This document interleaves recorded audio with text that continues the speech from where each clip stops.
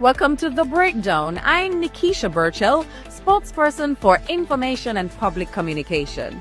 Each week, we cut through the noise and get straight to the facts. What's happening, why it matters, and what's next. All right, let's talk about the Kingston Public Hospital, where 4 main operating theaters remain closed due to a mold infestation. Now, this isn't just about a malfunctioning AC system. It's a symptom of a much bigger problem: the absolute neglect of Jamaica's public healthcare and public hospitals by this JLP government. How do we spend around $28 billion on Cornwall Regional Hospital for over 8 years, up from the first announcement of $2 to $3 billion, and it's still unfinished? Where is the accountability? This government has spent billions on public relations, yet patients still have to deal with crumbling hospitals, unhygienic conditions, and broken appointments and broken equipment. The mold at KPH isn't just on the walls, it's in the system itself.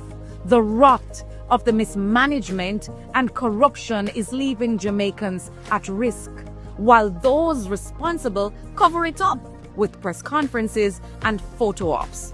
But they can't hide the reality. Our healthcare is in a crisis, and they are to blame. Now, let's talk about Jamaica's neglected markets. A fire at the Ocho Rios Market has left vendors with nothing. Millions of dollars in goods have been destroyed. And what did they get from the government? Words, not action. Local government minister Desmond McKenzie toured the site, but his message was clear: there's no quick fix, he said. But let me ask, where was the long-term fix? You've been in power for nearly a decade. Can we at least get short-term, medium-term, or long-term, but no term? And you want a third term? The JLP-led municipal corporations made big promises last year ahead of the local government election, promises to transform these markets. Yet here we are, a year later, markets like Ocho Rios and Yallahs are still in disrepair. Vendors have been pleading for proper facilities for years, but instead of action, they get demands for a third term in office from Desmond. In St. James, haulage truck drivers are protesting over hefty $50,000 fines that are making it impossible for small businesses to operate and survive. The problem? This government's policies are out of touch with the reality of the common people. The people who haul steel and construction materials aren't big companies. They are small truckers trying to make a living. But instead of working with them to ensure safe and reasonable transport policies, the government just hits them with massive fines. For years, small truckers have provided an essential service for Jamaicans trying to build their homes and businesses.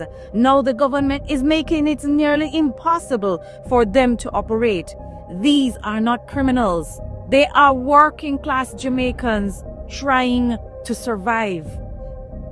Yes, safety matters, but there also has to be a fair policy, one that ensures safety without killing small businesses in Jamaica.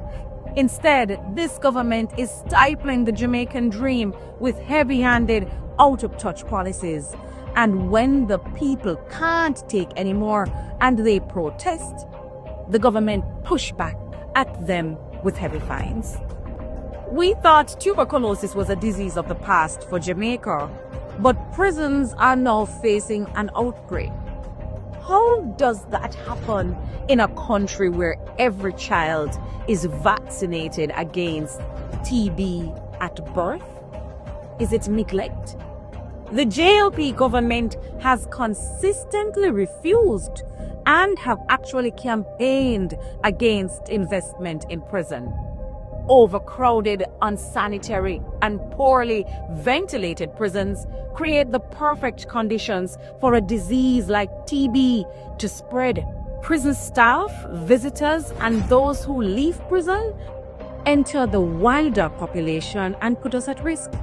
This is what happens when governments refuse to invest in basic human rights. They let the situation fester until it becomes a national crisis. But we've seen this before, whether it's in our hospitals, or markets, or our justice system. This government waits until the crisis is unavoidable before they even acknowledge it. Well, we see it, and the people will not forget it. That's it for this week's episode of The Breakdown. We don't just give you the news, we give you the real story behind it. Join me next week as we continue to break down the issues that matter